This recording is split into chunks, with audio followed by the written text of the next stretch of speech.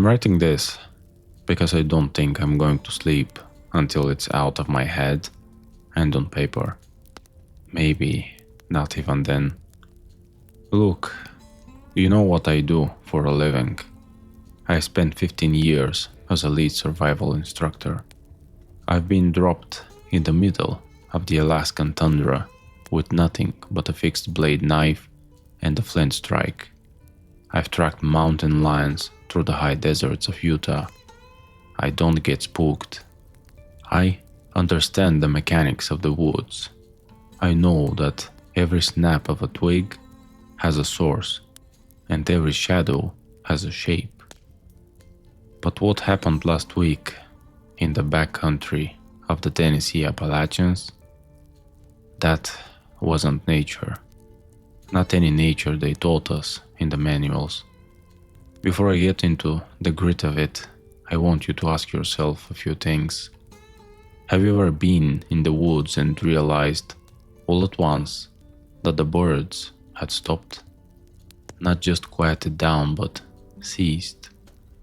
And have you ever felt like the air around you suddenly got thick, like you were breathing through a wet wool blanket? If you have, did you stay to find out why? Or did that lizard brain instinct tell you to run before you even knew what you were running from? I should have listened to the lizard. It was late March, right in that transitional period where spring is trying to claw its way out of the frozen ground. The weather was miserable, a low, oppressive gray ceiling of clouds that made the entire forest look like a charcoal drawing.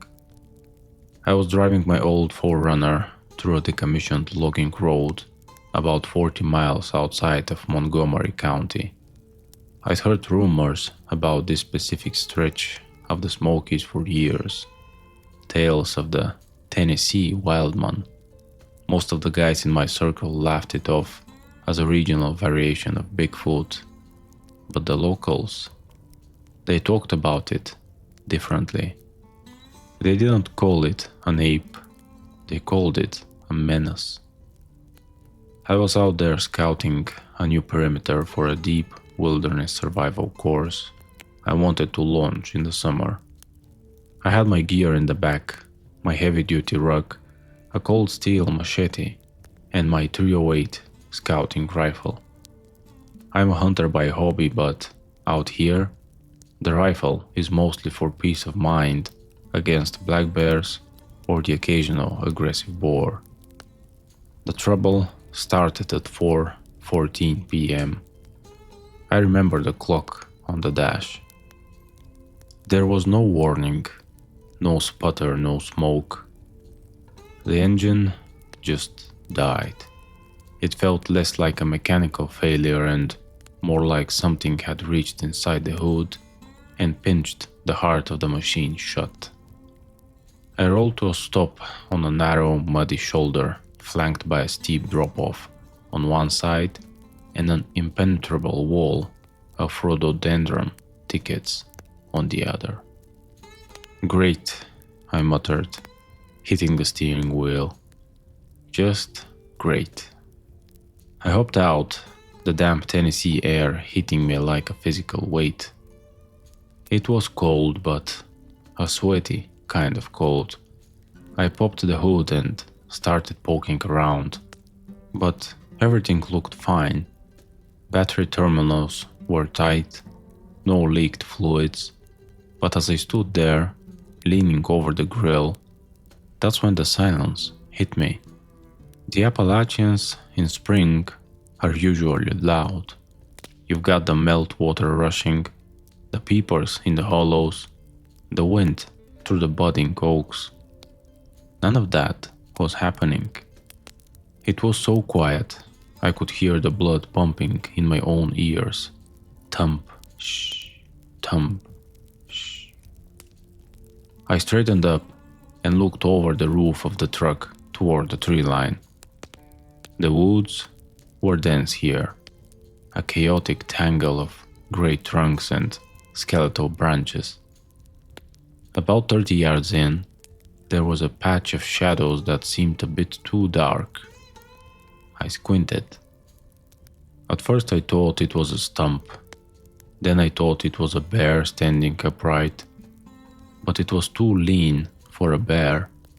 It was tall, maybe 7 or 8 feet, and covered in hair that looked like matted, filled-caked ginger. It wasn't standing like an animal. It was standing like a man who had forgotten how to be human. It was leaning against a hemlock tree, almost casually. But it was its face that made the hair on my arm stand up like needles. Even from the distance, I could see the eyes. They weren't glowing, that's a myth, but they were reflective, like a cat's, catching what little gray light was left in the sky.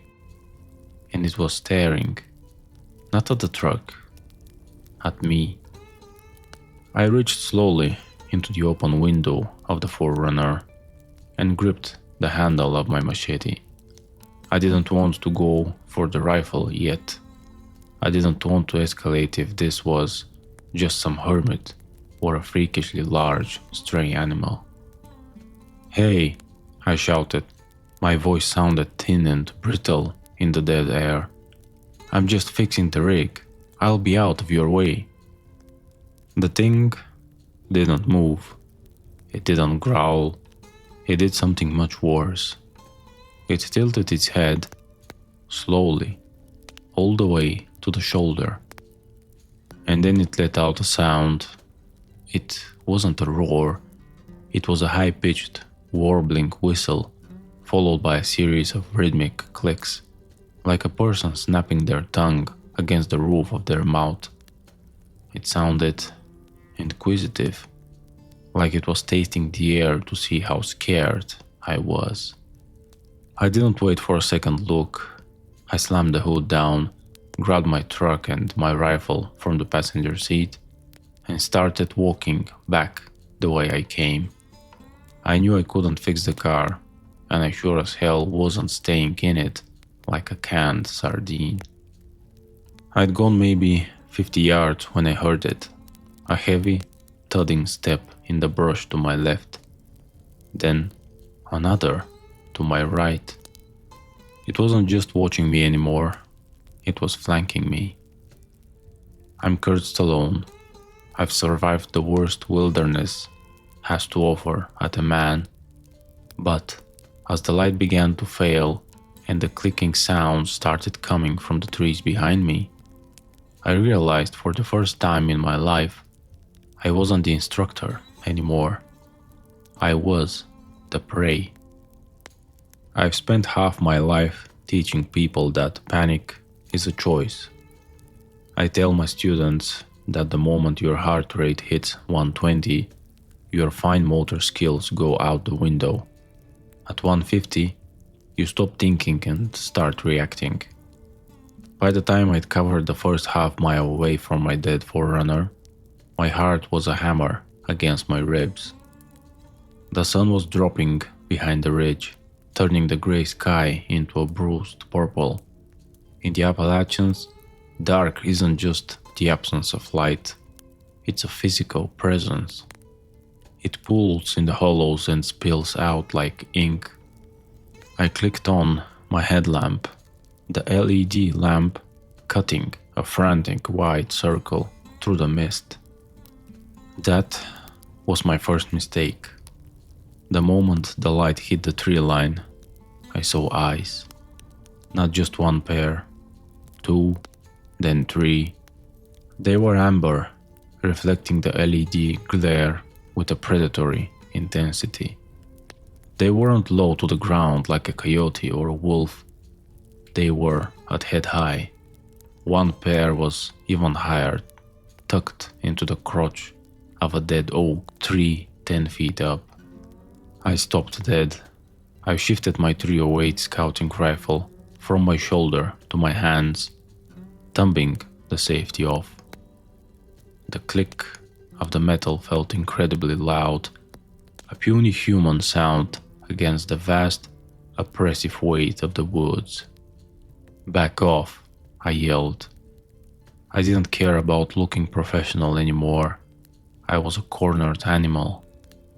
The clicking started again. It was faster now, a rhythmic tack tack tack that seemed to vibrate in the back of my skull. And then the sounds changed. "Kurt." I froze. Every muscle in my body turned to stone. The voice was thin, reedy, and lacked any real inflection. It sounded like someone playing a warped recording of a human voice through a tin can. "Kurt, help me." It was my own voice, or a grotesque parody of it. It was the exact frame I shouted back at the truck, but sliced up and reassembled. According to the old lore, the stuff the Cherokee and the early settlers whispered about, the Tennessee Wildman isn't just a brute, it's a trickster, it's a mimic.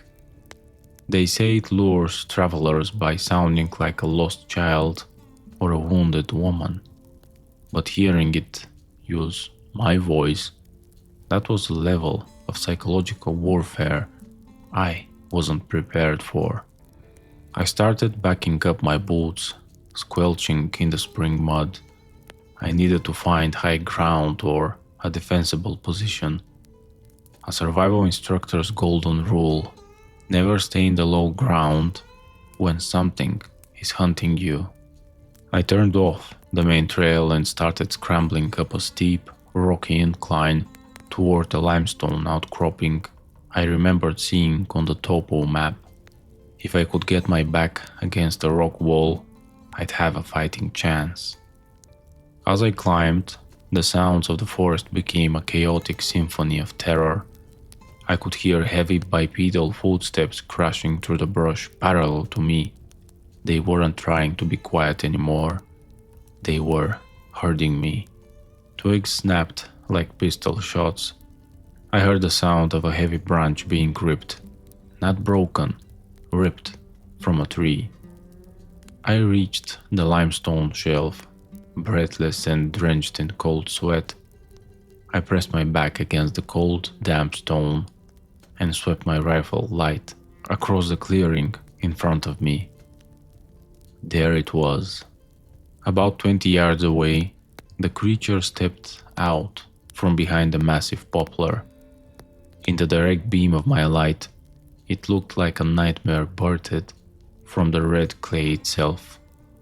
It was gangly, its arms too long for its torso, ending in hands with thick, blackened nails. The hair wasn't just ginger, it was a dark, dried blood red, matted with leaves and bits of bone. It didn't have a snout like a bear. Its face was terrifyingly flat, almost human, but with a jaw that seemed unhinged and skin that looked like weathered leather pulled too tight over a skull. It didn't charge, it just stood there, swaying slightly from side to side. It began to make a new sound, a low, guttural chortle that sounded like water bubbling through a pipe. Then it reached up and grabbed a sapling the size of my wrist. With one hand, it snapped the wood like a toothpick and tossed it aside. It was a display of pure, casual strength, a warning. "Stay back," I roared, leveling the 308 at its chest. "I will drop you, I swear to God." The creature stopped swaying. It looked at the rifle, then back at my face. It pulled its lips back, revealing rows of broad yellowed teeth. I swear to God, it mimicked the pitch perfect, but the tone mocking. It took a step forward, then another. It was testing the boundary. It knew I was afraid. It could smell the adrenaline the salt of my sweat, the sheer wrongness of my presence in its territory. I realized then that it wasn't just one. I heard a shuffle above me. I looked up and, on the ledge, directly over my head, a second creature, smaller, leaner, with eyes like burning coals, was peering down at me. I was trapped between the rock and a very literal hard place. I had 12 rounds in the mag and a machete on my hip. Against one of these things, I might have stood a chance. Against the pack, I felt a cold droplet of rain hit my forehead. The clouds were finally breaking. The storm was coming, and with it, the total darkness of the Appalachian night. The one on the ground let out a scream then, a sound so loud and shrill it felt like my eardrums were going to burst. It was a command. They were done playing. When that scream hit me, it wasn't just sound, it was a physical blow. It vibrated in my teeth and made my vision swim. In all my years of tracking, I've heard the territorial roar of a grizzly and the bone-chilling screech of a mountain lion. But this was different. It was articulate. It had the cadence of a human scream but the volume of a jet engine. And then they moved. The one on the ground, the big male with the matted ginger fur, didn't charge like a bull. It moved with a terrifying, spider-like agility, low to the dirt, its long arms loping forward to pull its massive frame along. I didn't think, I reacted. I squeezed the trigger of the 308. Crack! The muzzle flash blinded me for a split second, a searing white strobe light in the damp woods. The recoil kicked into my shoulder, a familiar, grounding pain. I heard the bullet thud into something solid, a wet, heavy sound like a shovel hitting mud. The creature let out a choked-off yelp and rolled into the rhododendrons. Kurt! Kurt! Kurt! The voice came from above. I looked up just as the second one, the leaner, darker furred one, leaped from the limestone edge.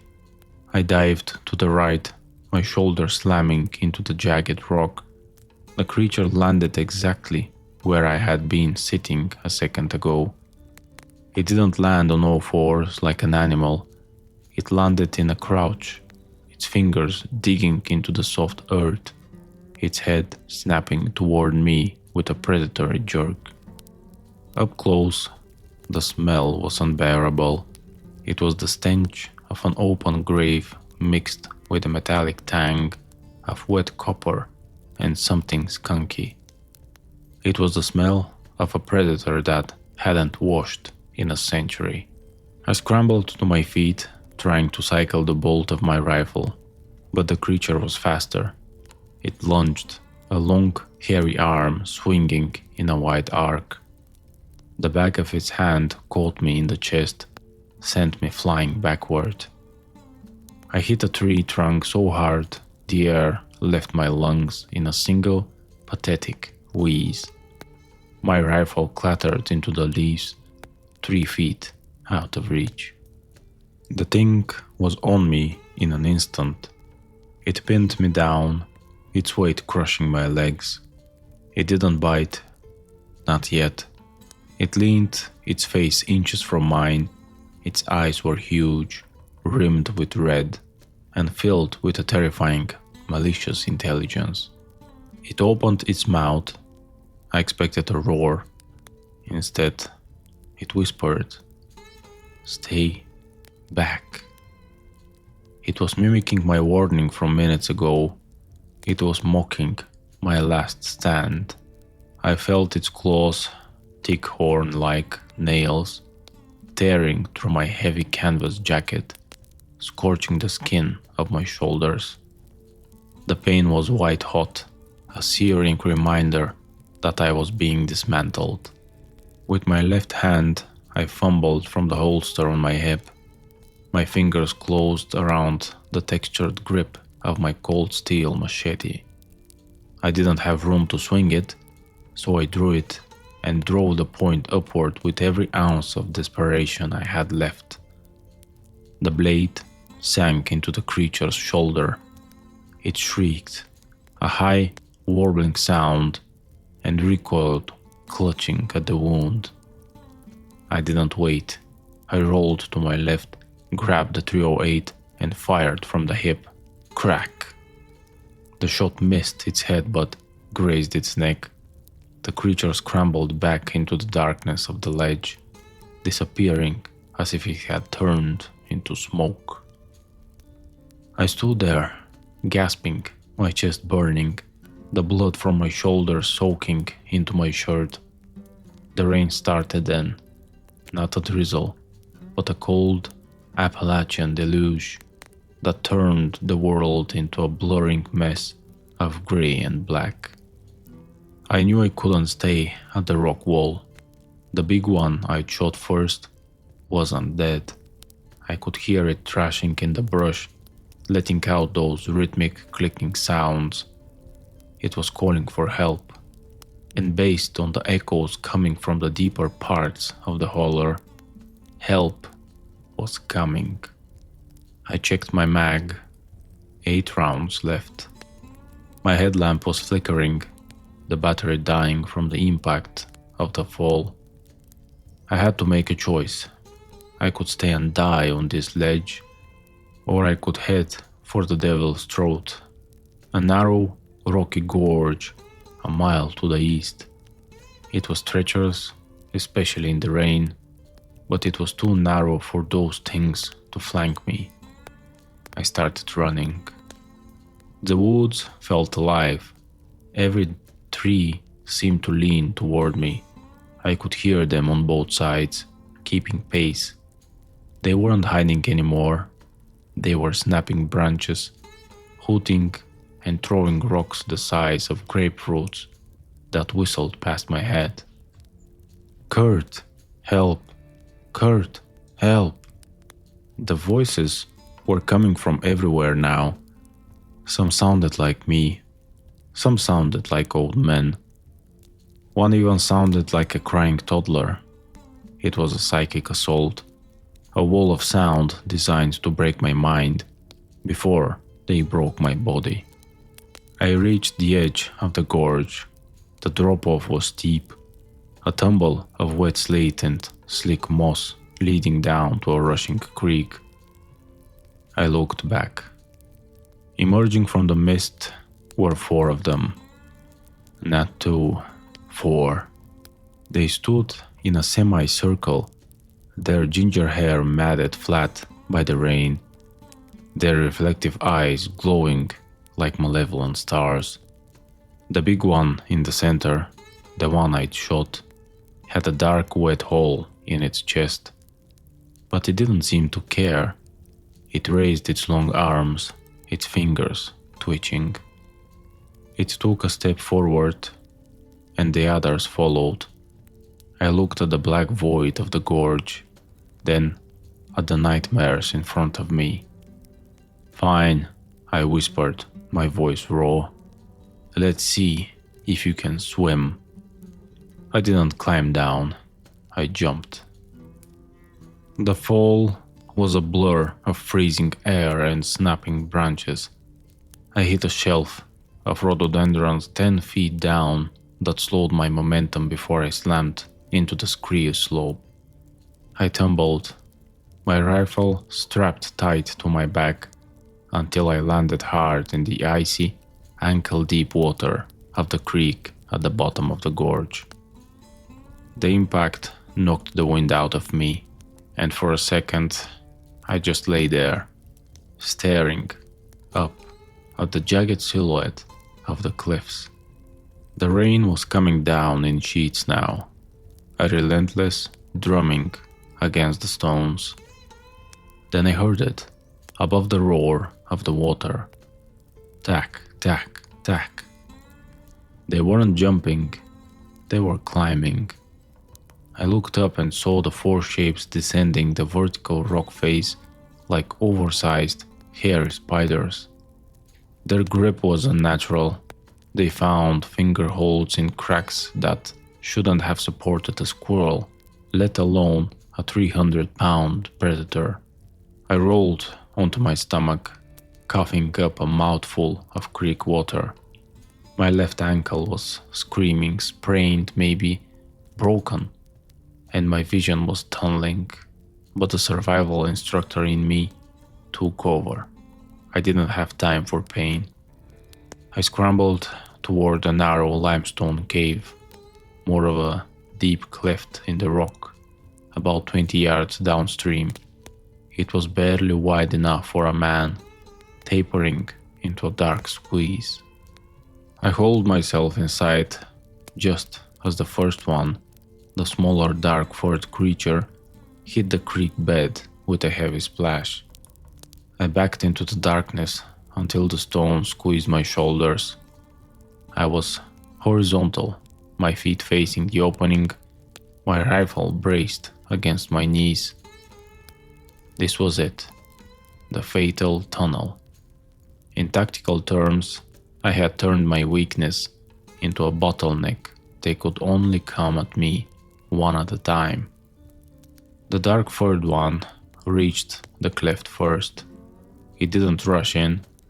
It stopped at the entrance, crouching, its long wet hair dripping onto the stones. It sniffed the air, a loud wet snuffling sound that made my skin crawl. "Kurt," it whispered. It sounded almost sad this time. "Come home." "Go to hell," I hissed. It lunged. It didn't lead with its head. It reached in with those terrifyingly long arms, trying to grab my ankle and drag me out into the dark. I felt its cold, leathery fingers wrap around my boot. I pulled the trigger. The muzzle flash in that confined space was deafening. The sound bounced off the stone walls, shattering my equilibrium. The bullet took the creature in the face at point-blank range. It didn't scream, it just slumped, its weight pinning my legs. Behind it, the big ginger male let out a roar of pure, unadulterated rage. He grabbed the corpse of his kin and flung it aside like a rag doll. Then he jammed his massive shoulders into the cleft. He was too big. The stone groaned as he tried to force his way in, his flat, hideous face contorted, his yellow teeth bared. He was inches from my feet. I could feel the heat radiating off his body, a foul, predatory warmth. I fired. Again. Click. Misfit. The mud or the water had fouled the chamber. The creature saw my eyes widen. It let out a chortling laugh, my own laugh, and reached for my throat. I dropped the rifle and drew the machete. I didn't swing, I thrust, stabbing wildly at anything I could reach. The blade caught him in the eye. A thick dark fluid sprayed over my hands. The wildman recoiled, shrieking, and pulled back from the cleft. I didn't wait. I knew I had a few seconds. I fumbled in my ruck with shaking hands, feeling for the one thing I always carry for emergency signaling: a high-intensity magnesium flare. I struck the cap. The world turned a blinding chemical crimson. The flare hissed with a violent intensity, putting out thousands of lumens of light and searing heat. I crawled toward the mouth of the cave, holding the burning flare out in front of me like a holy relic. The 3 remaining creatures were huddled in the creek, their hands over their eyes. 2 creatures that lived in the permanent shadows of the deep woods. That magnesium light was a physical weapon. They were whimpering, a sound like wounded dogs. "Back," I screamed, waving the crimson fire at them. "Get back." I didn't run. I couldn't. I limped, dragging my broken ankle through the water, keeping the flare between me and them. They retreated, hissing and clicking, disappearing into the darkness of the gorge, unable to face the sun, bright chemical burn in my hand. I kept moving for 3 hours. I didn't stop until the flare burned out, and then I lit another, and another. By dawn, I reached the Fire Watch Road on the other side of the ridge. I was found by a ranger patrol at 7 a.m., shivering, covered in blood that wasn't all mine, clutching a spent flare casing like a lifeline. I told the authorities the car broke down and I was attacked by a rogue black bear. They looked at the gouges in my shoulders, looked at the way I wouldn't stop staring at the tree line, and they didn't ask too many questions. They've seen bear attacks before. That didn't quite add up. I'm back home now. My Forerunner was recovered a week later. The engine was fine. The mechanic said someone had simply unplugged the main wiring harness, a task that requires opposable thumbs and a fair bit of strength. I don't go into the woods anymore, not even for work. People ask me why a guy like me, a survival expert, is suddenly afraid of the dark. I don't tell them about the ginger hair or the reflective eyes. I just tell them that in the Appalachians, some things don't want to be found, and some things, they don't just hunt for food. They hunt because they like the way you sound when you scream. The worst part isn't the memory of the attack. It's that sometimes, late at night, when the wind hits the corner of my house just right, I hear a voice outside my window. It's faint, it's thin, and it sounds exactly like me. "Kurt," it whispers, "come home."